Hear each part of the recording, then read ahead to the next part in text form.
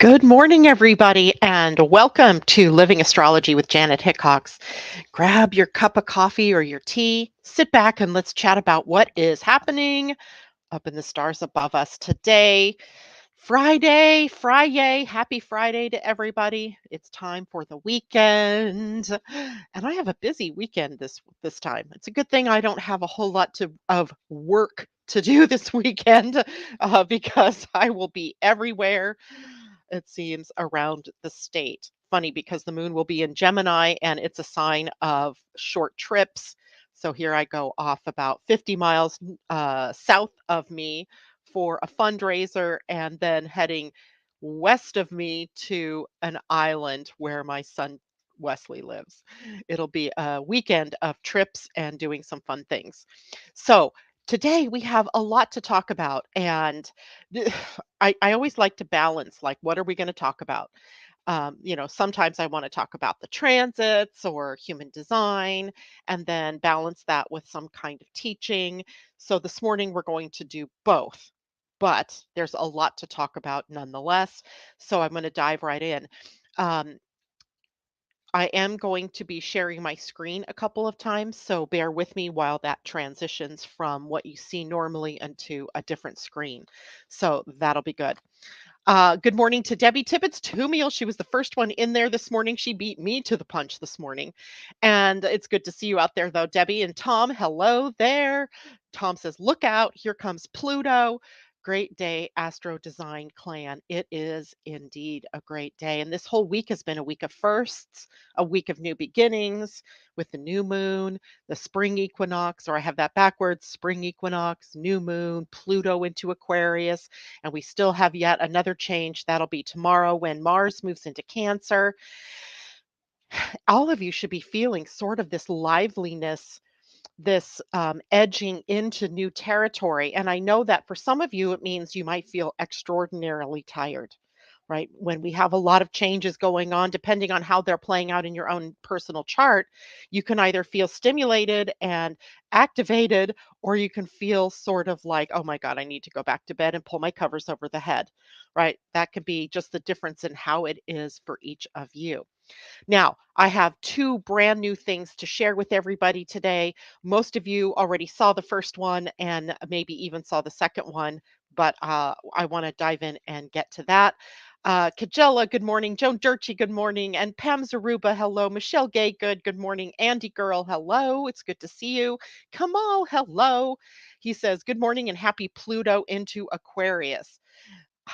I was looking at my husband this morning. I said, by the time Pluto moves out of Aquarius, I will be 83 and you will be 87. That just boggles my mind, right? You just can't even imagine that. Good morning. Kajela says I am already very tired, just woke up. Yeah, and happy Ramadan as well. I always, I don't know the holidays like that very well. For some reason, I always thought Ramadan was in the fall. That must be something else. So happy Ramadan out there for those of you who celebrate that. Christine Buckingham, hello to you as well. All right, let's dive in, shall we? Not good morning to some of you out there, but if you do have questions or you do want to make some comments, go ahead. I'll come back at some point and look at that. I want to start this morning with the moon in Taurus.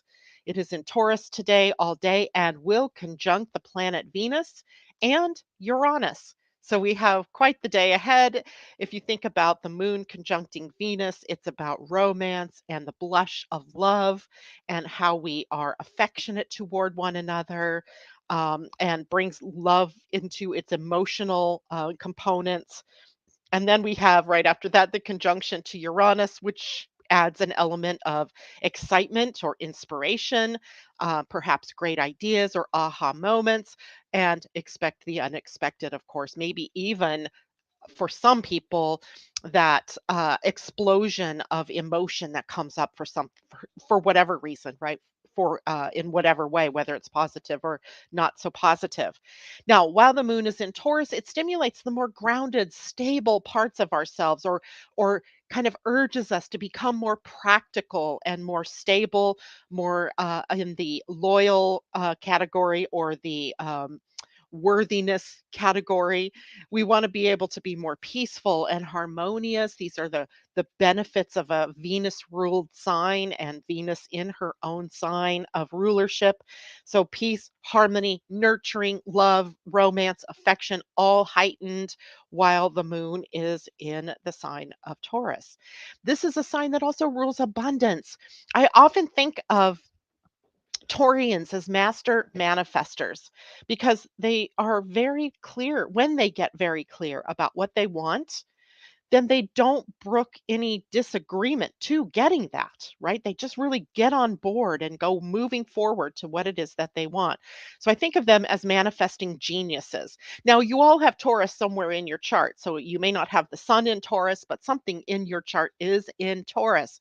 So you too have the potential for manifesting genius all the time, but particularly right now with the moon in Taurus. There's also artistry and craftiness, crafty as in not sly, but crafty as in creative. Uh, there's creativity in the sign of Taurus.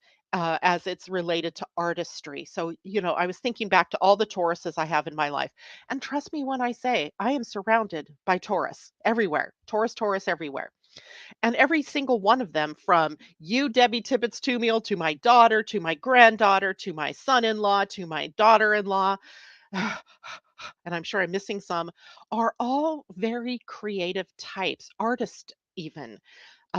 Mackenzie, oh my gosh, she can draw and paint, and Heather is always trying some new craft and painting, and Erin is very creative that way as well. It's just amazing. And Debbie, I know you're a painter. The paintings that you've done are just amazing. And so there is artistry here. It triggers maybe something deep within us, allowing that creative flow to come out. But as in all signs, there's always more negative sides as well. The potential for the negative or the lower energy signature is there. And this is where stubbornness can be a cause for concern with Taurus.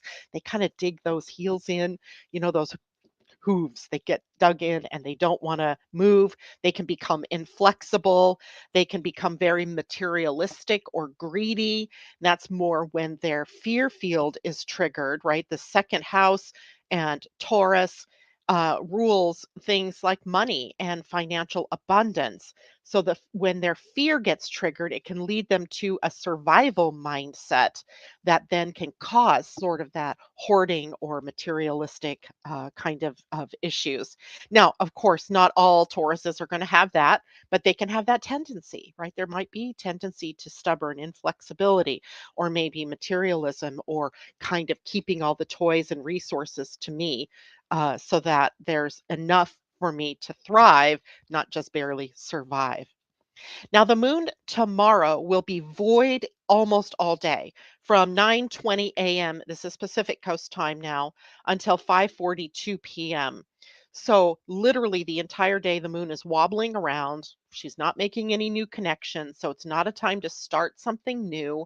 Timing wise, I always think these things are interesting, right? It falls on a Saturday. This is a long void, of course, nearly 8 hours long. And, during that period of time, if not much can happen and it's a work day, then, it kind of makes the flow of the day kind of get stuck.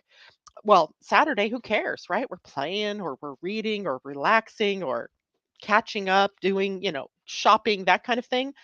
And at 5:42 p.m., when it ends, it'll be interesting because that's around the time that the fundraiser starts that I'm going to tomorrow. And that's when the moon will shift into Gemini, where she will stay for the rest of the weekend. It'll be a great weekend for networking, then, for talking with one another, marketing, fundraising. I can't think of a better sign for the moon to be in than Gemini for that. And then on Sunday, of course, the moon will be in Gemini all day. We'll start the week next week, I believe, with the moon in, moon will be in Gemini on Monday. So get ready for communication, for the mind to be activated, for emotions to kind of be set off to the side a little bit in favor more of the logical, step by step sort of thinking processes to be apparent for all of us. Now, as well, we have tomorrow Mars moving into Cancer. It has been so long since Mars changed signs, right? He moved into the sign of Gemini on August 20th. And then because he was retrograde from October 30th until January 12th, all in the sign of Gemini, and then now we've had this extended period of time of his being in that sign, nearly, I think it's 7 months and some days, right? Long period of time. So while Mars was in Gemini, though, there was a sort of sync between the two, the planet ruling a fire sign and air being Gemini's realm. So they were mutually working together. Even in the retrograde, there could have been ideas and inspiration and things like that still flowing, even if there wasn't clear direction yet on what do I do with this idea? Where do I go with this idea? But now it'll be interesting because Mars is in Cancer is in its fall. Now, a planet in its fall doesn't work very well. And what fall means in its fall means that it is in the sign opposing where it is its strongest. And Mars is its strongest in the sign of Capricorn. It's exalted in Capricorn. And so the opposite sign of Capricorn is Cancer, and that puts Mars moving through a sign of its fall. Now, he will be in the sign of Cancer from March 25th, tomorrow, all the way until May 20th. So then on May 21st, he moves into the sign of Leo, again into a fire sign. So these next couple of months are going to be a little bit tricky while the planet of action and forward momentum is moving through a water sign. What does fire and water bring? Steam, right? What does steam do? Well, it burns. Trust me, I know. I've done it 100 times. But steam can also be put to work for good uses. So, which way will we go? Well, that's going to remain up to each one of us and how we move through this energy. Now, I also want to remind you that I haven't talked about this in a while, but Mars is out of bounds. And that means he's got a little more intensity to him. He's burning a little hotter, maybe a little brighter, a little more conflict or confrontational. So keeping that in mind, and a planet that's out of bounds means that it's moving through a declination greater than that of the sun. So the sun's greatest declination is 23 degrees, 17 minutes, I think, something like that. And if a planet, any other planet, goes beyond that 2317, then they're called out of bounds, which gives them more intensity. And it usually is very much more disruptive energy. So, meaning that the more negative aspects of the sign, or excuse me, of the planet, is being brought to the surface. So, Mars kind of confrontation and conflict, or acting first, thinking later kind of thing could be something that we are grappling with within our lives. So, there's always that, right? We can contend with this. Now, steam burns, as I said, or you can put it to work for you. And if you put it to work for you, then you have a sort of energy that grows legs, that takes on some perseverance, right? That stays the course. Cancer is a sign that is very willing, capable, and able to stay the course, or to see when change is necessary and make those changes. Now, we may have a tendency toward passive aggression during those next couple of months because there's moodiness here. The moon is moody or excuse me, Cancer is moody. It's ruled by the moon. So there's moodiness, there's emotionalism. And when you put a planet like Mars into a sign that rules emotion and mood, you have conflict, you have confrontations. Now, those confrontational energies may be more apparent, especially when we are sensing that we're kind of losing our security in some way, where things are coming undone, or where we have, this feeling that it's wobbly, right? That there's no that we're on sand and not on solid ground, and as well threatened, right? In some way our sanctity is threatened, or our home is threatened, or our survival is threatened, right? It's interesting because the United States, as a Cancer country, has often been in a state of threat, and then we respond accordingly to the threat, right? So we if you have Cancer in a prominent place in your chart, that area of your life is where you often feel more defensive or where you need to protect yourself more. So we all have Cancer somewhere in the chart, and that is where it is you need to pay attention to what's happening. We can become more defensive, but also more protective of ourselves, our family, of one another, our properties. We can become more intuitive. It is in a water sign. Water is intuitive, it's memory. There's also something interesting that happens when planets go through Cancer, and sometimes that's a state of nostalgia. We may find ourselves, looking back at pictures or, yearning for the good old days or things like that. So, we want to be more with our family, and maybe there's traditions that we want to go back to and that kind of thing. Personal goals will be more important now as well. Interesting because Cancer is a goal oriented sign. It picks up some of the progress orientation of Capricorn at its other end. So it's more personalized goals, though, not necessarily goals for our corporate jobs or our businesses. It's more personal, like how I might want it to change myself or things that I might want to adopt in my life. And it's connection at the emotional level between all of us, right? So we're not just connecting, person to person, we're connecting heart to heart, but also solar plexus to solar plexus, right? Emotion to emotion. Now, that means, of course, then if we're connecting on the emotional level, we need to learn the difference between reaction and response. So when we get triggered, and likely we are going to be in some way, shape, or form over those next couple of months, we have to learn what is it that we want to do? How do we want to respond? As opposed to the knee jerk reactive energies that we might kind of, go to first, right? Those are old kind of habits that we can get ourselves into. And doing that then may be something of a problem for us. So we want to be able to take care and breathe, then decide what you're going to say or do in response. And maybe the best thing to do is to let things kind of roll off your shoulders, right? Don't take it personally. Allow that other people who are not in the astrological know may be reactive and not responsive. So you get to be the one that is in response, right? You could say something to someone who's trying to attack you verbally. I get that you're very emotional about this. I understand that. But let's table this conversation until we have cooler heads or something to that effect, right? Using your own words. So we need to become masters and mistresses of response energy instead of reactive energy. All right.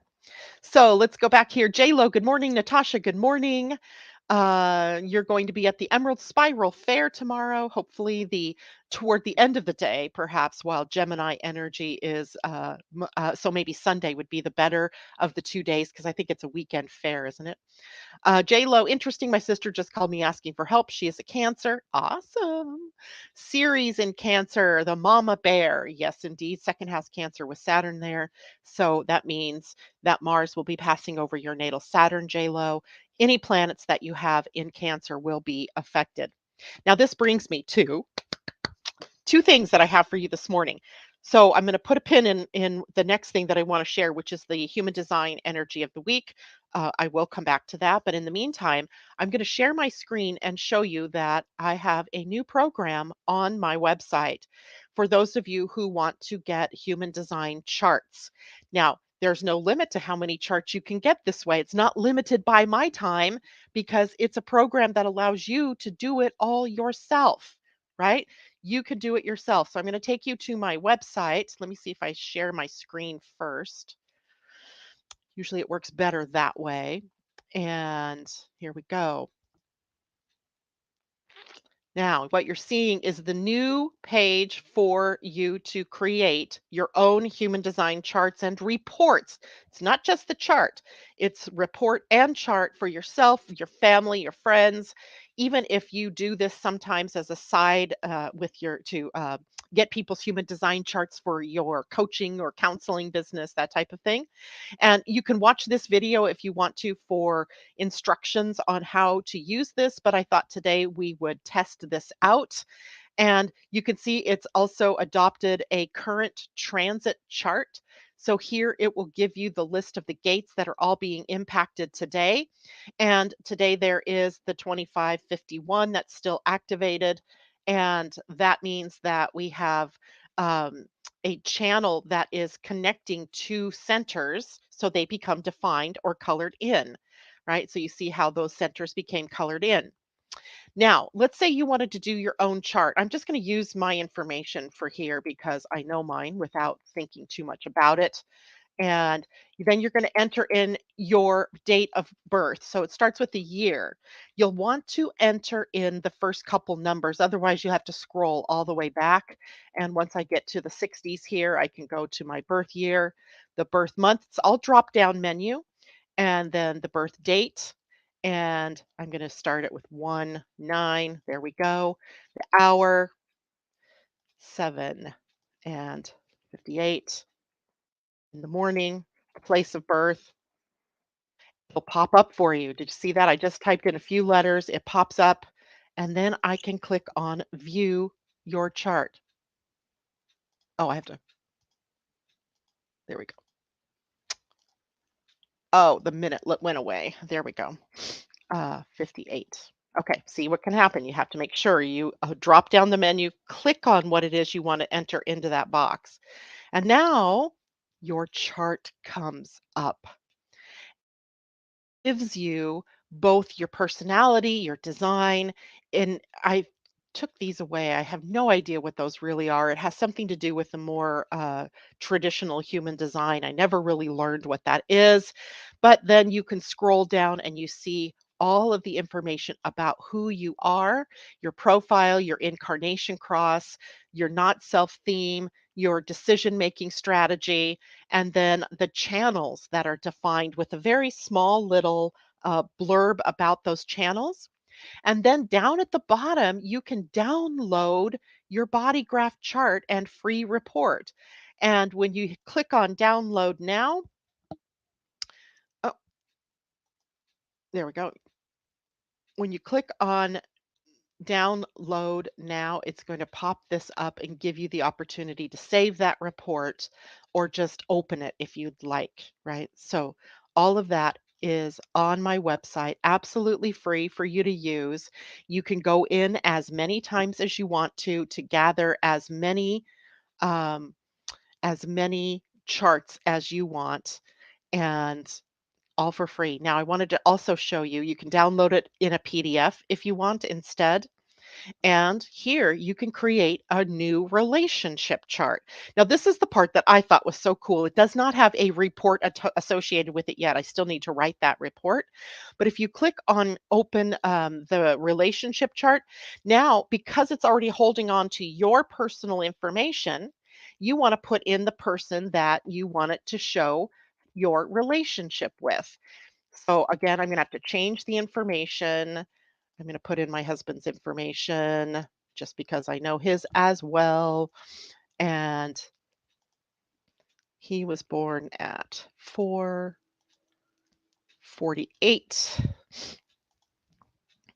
and he was born in Long Beach, California, right there. And then when I click on view the chart, what you see is his chart on the right, my chart on the left, and the chart of the two of us together. And then you get a blurbs about each one of you, and then you get a blurb here in the middle that talks about how your charts come together and what channels are defined. Now, again, this is just preliminary, this part, because I haven't associated it yet with a report. And I haven't gotten any, description yet for you all on what it means to have a connection theme, a dominance channels, compromise channels, electromagnetic channels, all of that. But at least you can see. Now, the things, just to tell you right off the top of my head what to look for is, first of all, look at what centers are still open for your partner or your friend or your family member, and which ones are open for you, and then look at how they define when they come together. So Terry and I each have open centers, but what he has open, I have to find, and vice versa. So when we come together, we form a nine-centered body graph. So that is always interesting to me.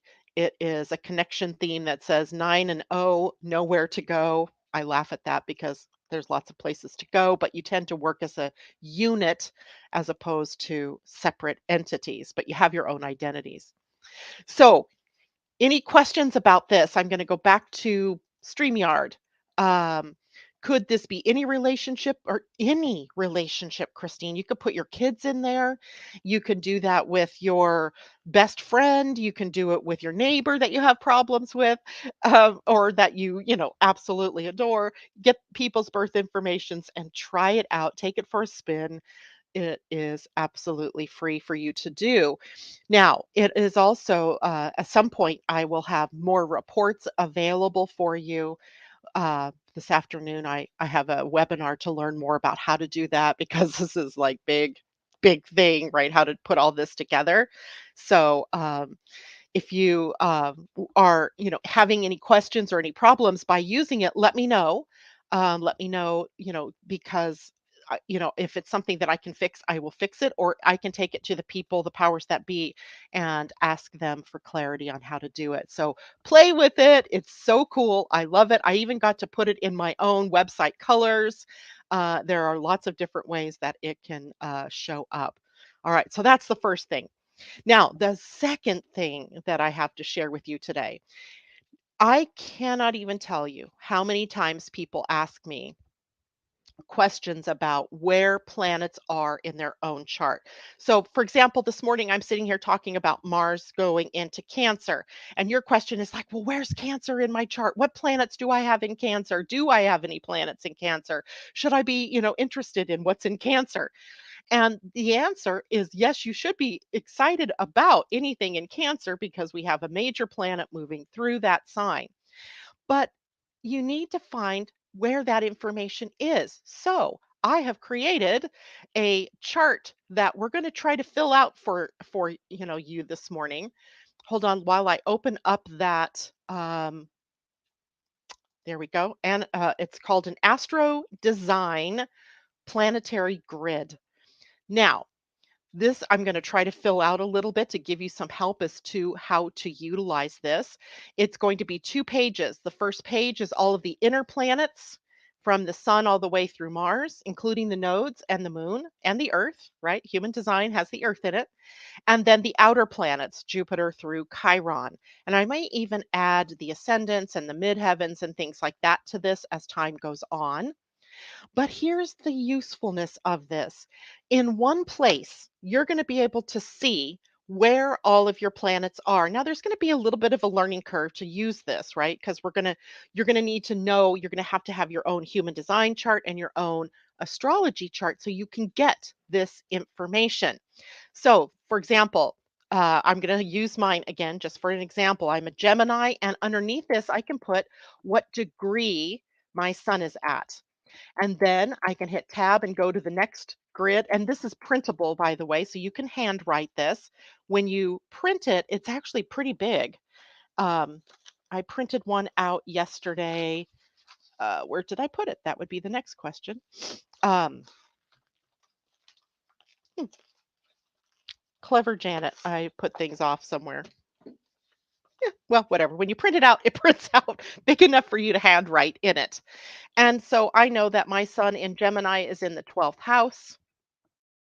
Then you can even write little notes in there about the house, right? This is the house of the unconscious, um, and secrets, self sabotage. etc., right? You can just put little notes in there. Now, the beauty of this is I can also add in my human design gate. This is gate 12 for me. But how I would do it is I would put it the design gate would be the gate 425 for me, and then the gate 12. So I know both my personality and my design, or my design and my personality. And you can even do this with pretty color pens. You can make this part red, right? Because it's the design side of of the thing. And underneath it, I could put the channel, or the gate 25 is, what is the gate 25? It is the love of spirit, and the 12 is openness. Right? So you can put little notes like that. Then over here, I left this one blank in my copy that I had that I was working with Michelle yesterday.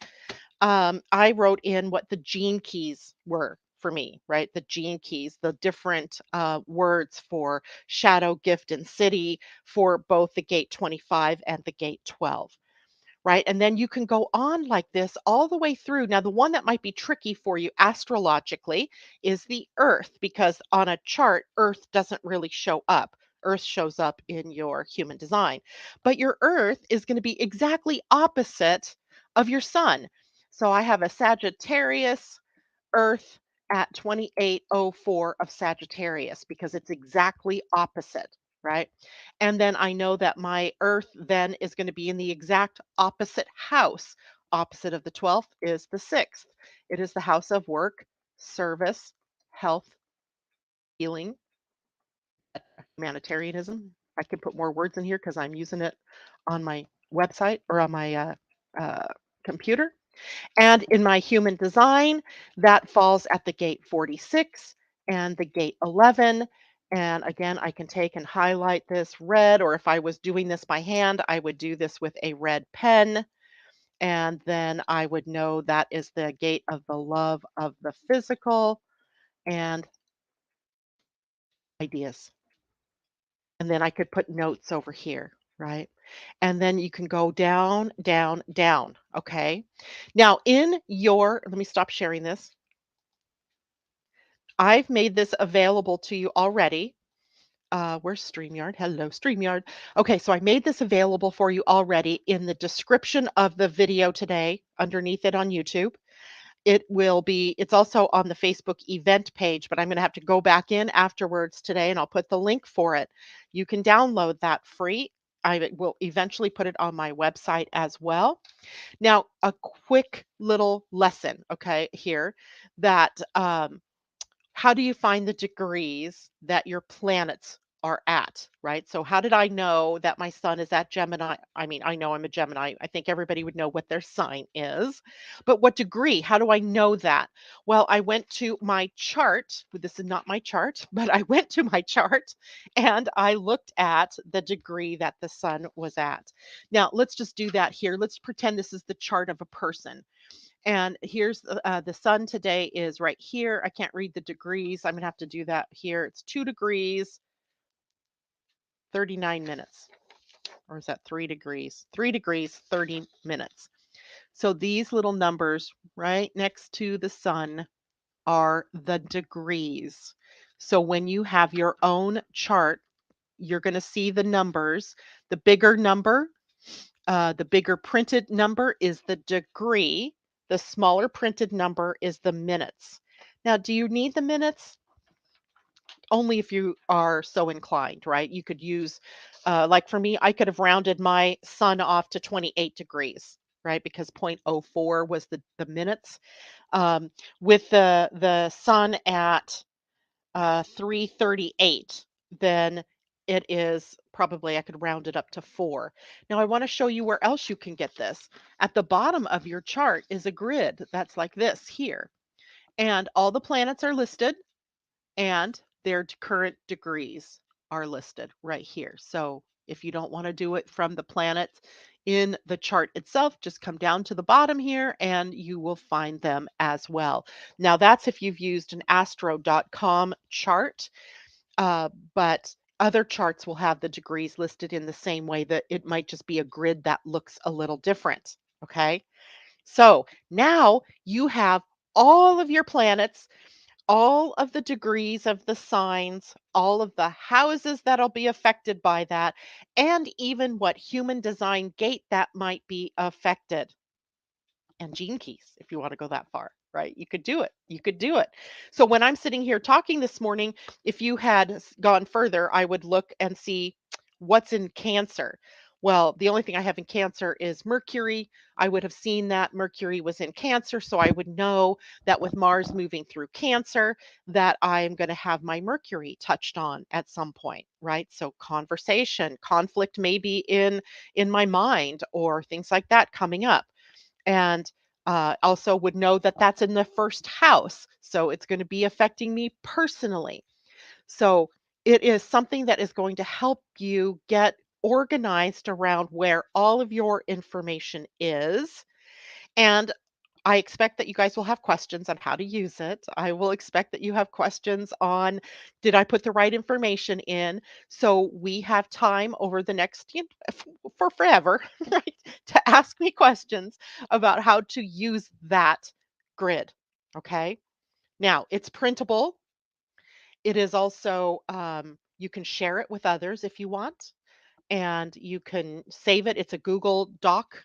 And if you have Google Docs, you can just keep it right in your Google Docs, and it'll be so I tried to make it as useful as possible. It doesn't always show up as well on a phone or a cellular device. So I'm not sure if that was just something that Michelle and I were experiencing yesterday while testing it out, or if I need to do something different to make it more mobile friendly. So, if my advice would be, for right now at least, look at it on a laptop or computer or a bigger device, and then print it if possible, because then you have access to it for printing and keeping in a file, right? Your little notebook that you have together with your human design chart and your astrology chart for us when we talk about things in the morning. So all right, let's see. How's everybody reacting to this? Thank you. JLo says, please take a moment and hit the like button. I always forget this part. Thank you for the reminder, JLo. Please hit the thumbs up button if you are on YouTube, and the like button if you are on Facebook. Please share the video with others if that is something you would like to do. Kajella says, you are amazing. Thank you. This will help a lot of people further understand the system. Exactly. Here's the thing, because I so all often blend all of this together, right? I don't just take one and then the other. Often I'm, blending these together. This is going to help everybody be able to blend their information together and see the bigger picture. Pam says, awesomeness, been wanting to do charts together, especially myself and my mother. Oh, absolutely. Go for that. And yes, you're welcome, Christine. And you guys, if you have other ideas, if there's other information you would like to see, don't hesitate to let me know. I'm going to be talking to Tom later on today to get some of his opinions, which is a great segue to talk about where we are in our Human Design Week. Starting tomorrow on the 25th, we move into the Sun at the gate 17 and the Earth at the gate 18. Now, the gate 18 is on the spleen, so the Earth begins her 7-week transit through all of the gates of the spleen.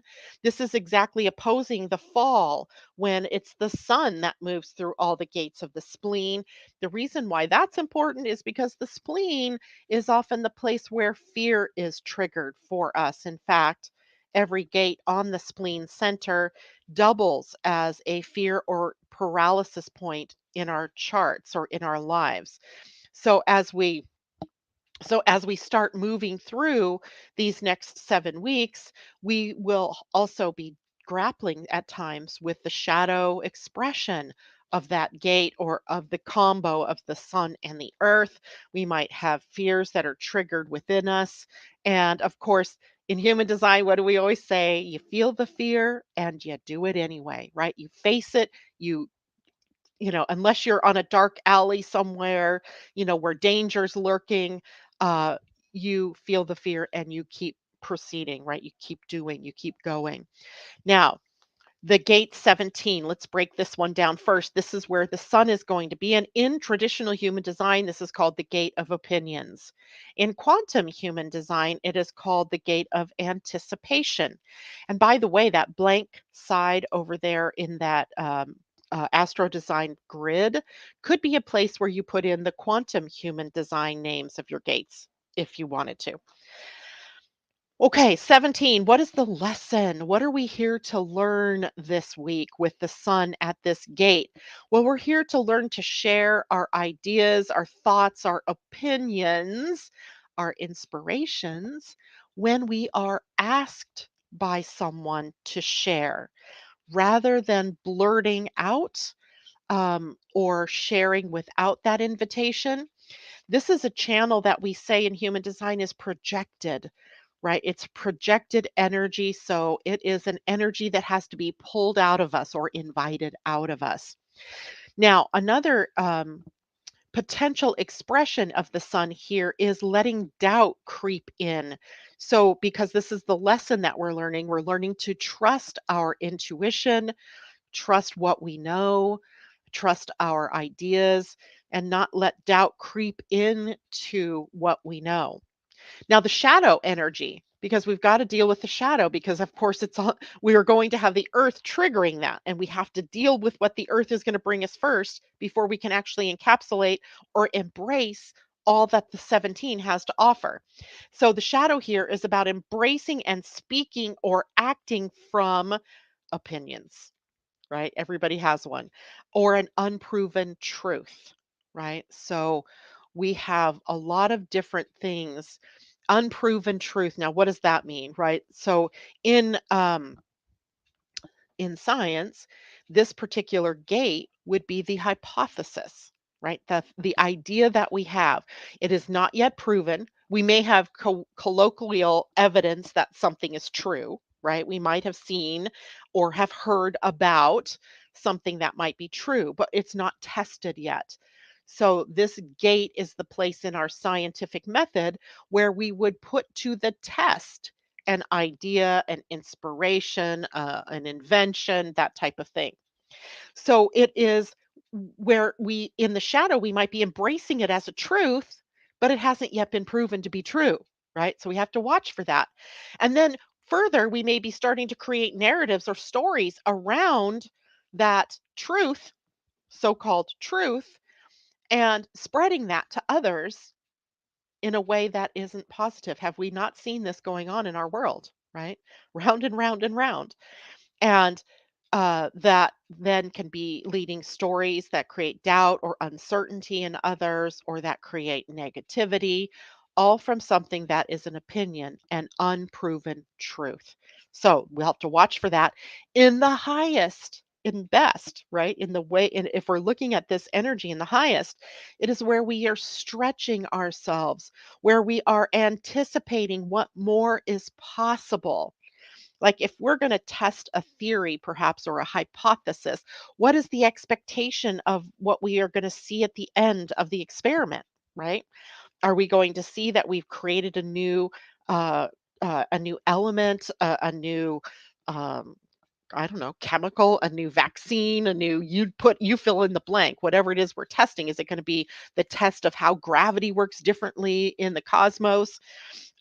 Whatever those ideas are, we're putting them to the test, and then we are inspiring others with the words that embrace that possibility, right? And then sharing our ideas that expand the potential once we have the results of the hypothesis being tested. Now, that's not to say that we're leading our lives in a scientific way this week. No, that's not exactly what I mean either, right? This is the idea of sharing ideas and possibilities, but being able to state them that way, right? Is it possible that if we do XYZ, then we can create this other thing over here? Not, if I do this, I'm creating this, and then you all have this because it hasn't been tried and tested yet. Okay. So, again, this can apply to all kinds of things in our lives because we all have opinions about things. We all believe certain key things. And if it's not a truth, if it's unproven, and you're sharing that with other people, then you're doing a disservice. You're tapping into the shadow and creating fear and doubt and suspicion. So we're going to watch that over the course of the next week, right? Now, the earth is always going to be the one that's going to show us what we have to ground in first if we want to get to the highest expression of the sun. Okay, does that make sense? Right? The earth, if we live on the earth, right? We don't live on the sun. So the sun shows us the potential, the earth tells us what we got to do to get there, right? So because we live on the earth. And or it might be what we have to learn first in order to reach the highest expression of the sun, and how the sun is playing at gate 17 is going to play out on earth, is going to be how the sun, how the highest expression of 17 can play out on earth is going to be determined by how well we deal with the earth at gate 18. Now, the gate 18 is called the gate of correction in quantum human design, or I mean, not, excuse me, in traditional human design. Sometimes I've seen it the gate of judgment, right? In quantum human design, this is hold on, I got to tell you because I don't remember off the top of my head.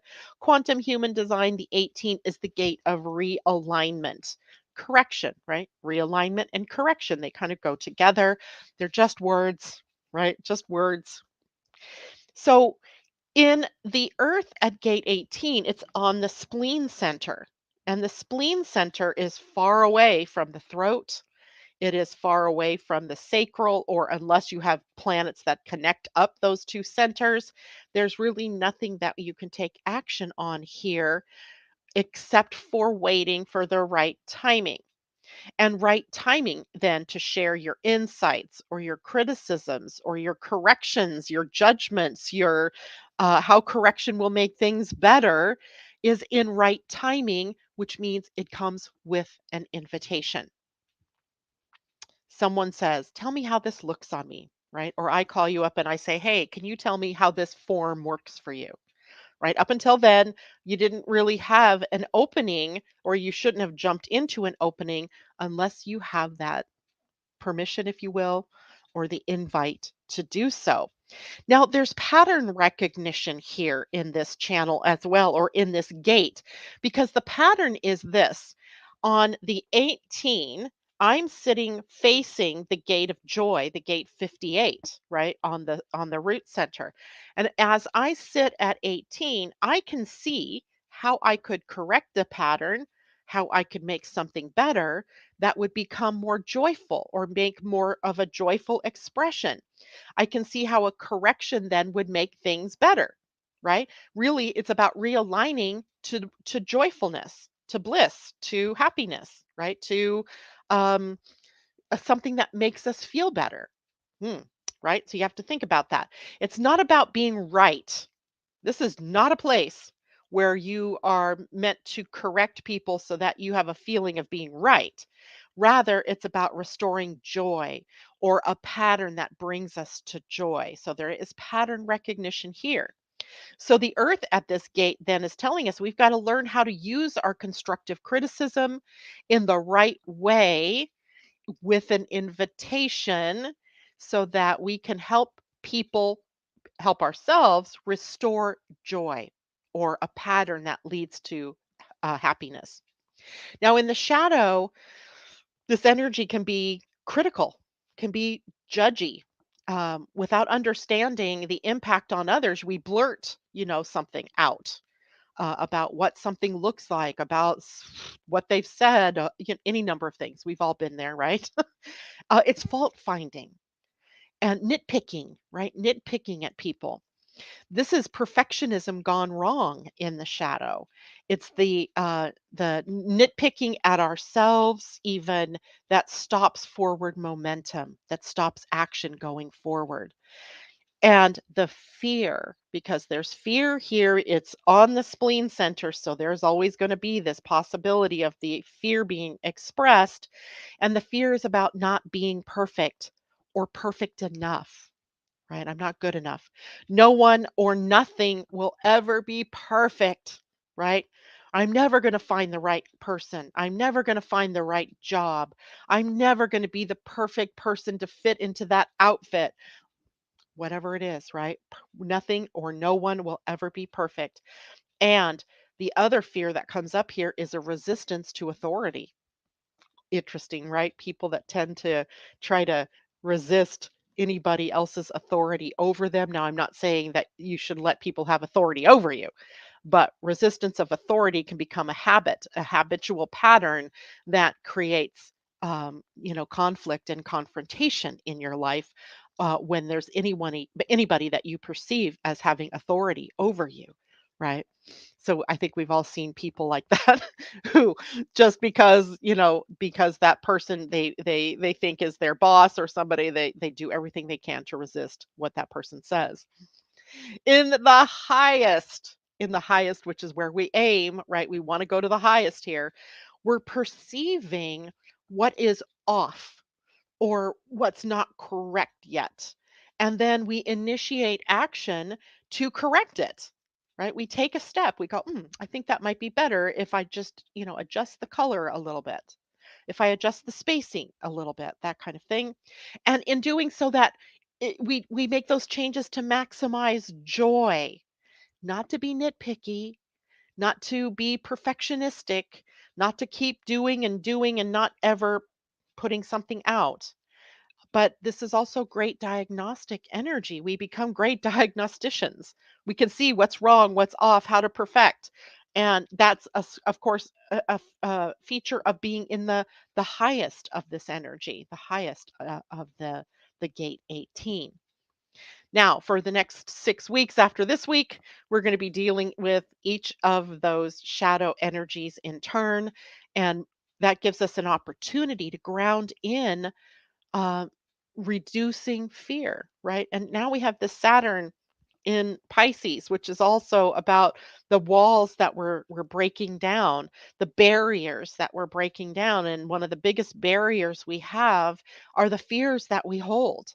So this is the first signal that even though we've had this crazy month of March, now we have all of April that is going to show us how it is that we can start to reduce fear in our lives by creating doing anything except succumbing to fear, right? Don't succumb to the fear. Do what you need to do. I hope that makes sense. Questions. J Lo says, my pearl, and she's speaking, that's a Gene Keys sequence. The pearl sequence is at 17.5 and Pluto at 18.6. 18.4 will be hanging out this week. Oh, shoot, my 2750 is helping them communicate. I'm in trouble. Nah, nah, nah, nah, nah, nah, nah. But what you could do is see where your need for perfection has maybe held you back, or where you are consistently nitpicking at yourself before you launch something or before you go and do something. And it could even start to show up where what you think of as nurturing energy, the 2750, is all about nurturing. And the 50 is a fear gate, it's on the spleen, right? And it's the fear that I'm going to fail in my responsibilities to my fellow humans or to my family or to my friends or my community, my tribe, right? So that fear then might have you sharing more opinions or giving people ideas so that they wouldn't fail, right? You might really think you're doing this as a sort of nurturing, but it could fall into smothering versus nurturing. So you want to watch that, JLo, for the next couple of weeks for yourself. All right. So JLo, I have Pluto in 18. Is he about to prank me? Oh, that would have been funny, right?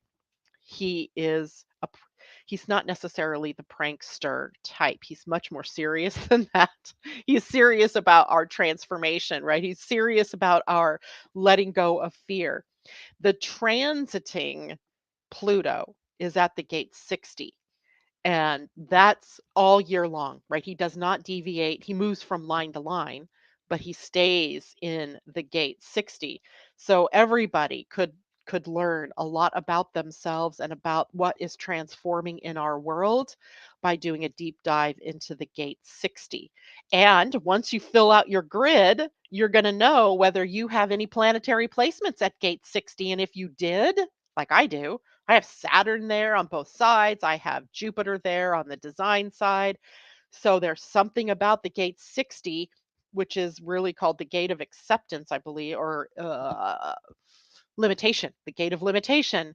That is a lesson that I'm definitely learning. And at this point in my life, learning it in a big way with Pluto sitting at it.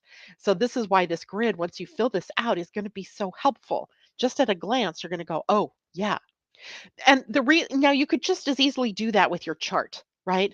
But sometimes the chart gets a little more confusing for people. So now you have tools in two ways, right? You can look at the chart, see the degree, see the houses, see the gates, see the channels, see the centers. You could do that. But you also have it easy on a grid, right? That you can see quickly. Do I have anything in Cancer? No. Do I have anything in but you still have Cancer in your chart, by the way. It's just not, there's not a planet in it, let's say. So that is the reason I did that.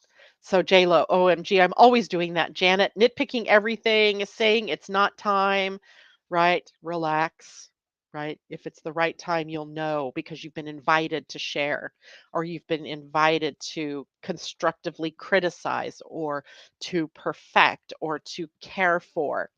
Otherwise, you know, it's not that time, right? Those might be opinions that you have. Like, for instance, I can't remember how old your youngest daughter is. I want to say she's 17 or going to be 18 or going to be 17, something like that. And as she is growing up and becoming an adult, it would be very tempting as the mother to keep on her about your opinions about what she should do, how she should dress, how she should behave in public, how she should be with her friends, what she should be doing with her spare time, blah, blah, blah, blah, blah. But those are your opinions, right?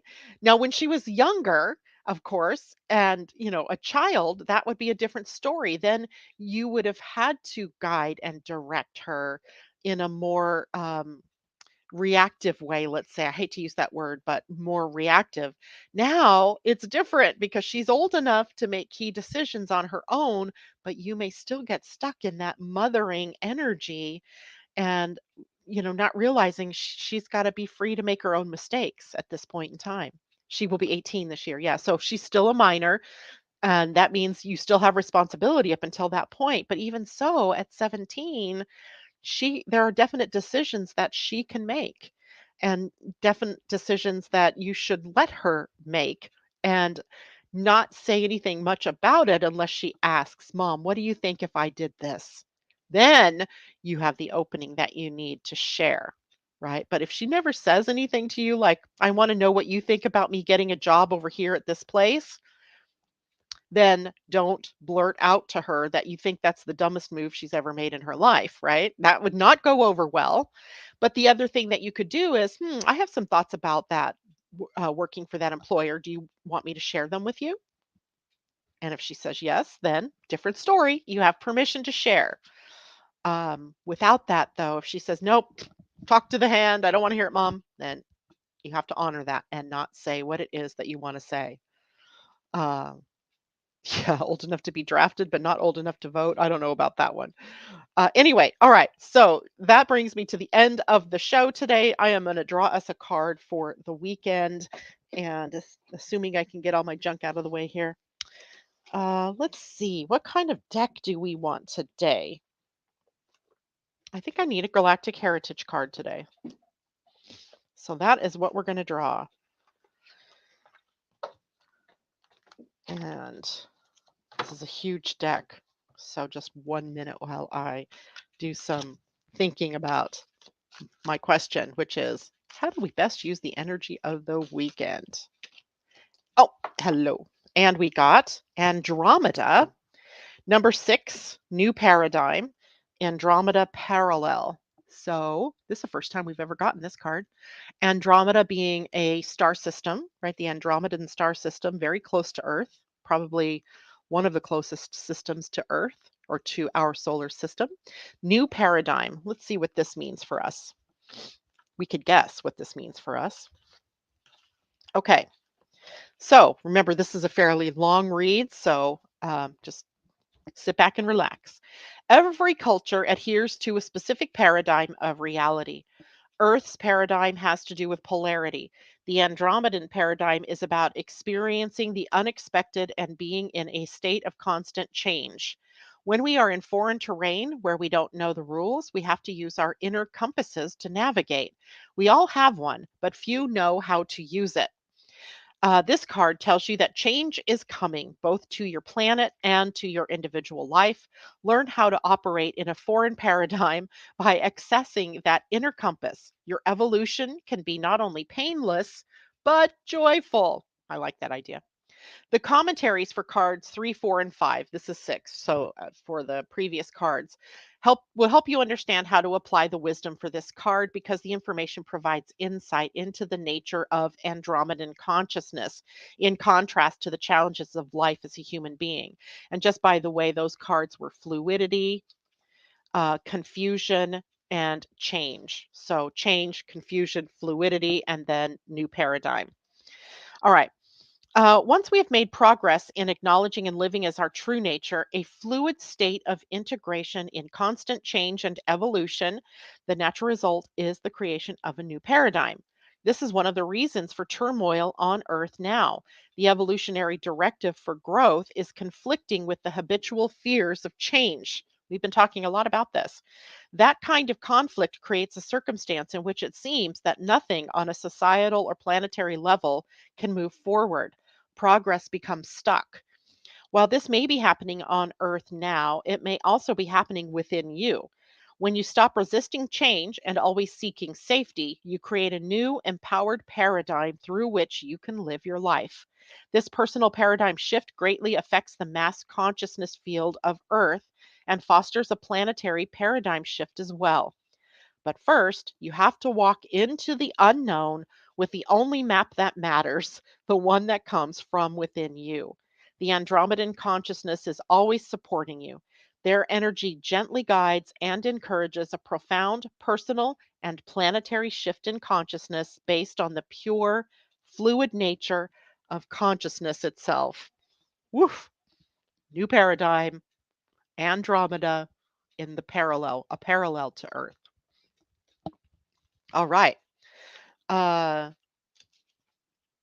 Last week's meetup was really good, JLo. I do have the recording. If you'd like me to send that to you, I can do that. And then I also have something else new coming. I'm dying to tell you, but I can't right now. Just know there's more new coming down the pike soon for all of you. All right. Take care, everybody. Have a great weekend. I will see you on Monday. Bye.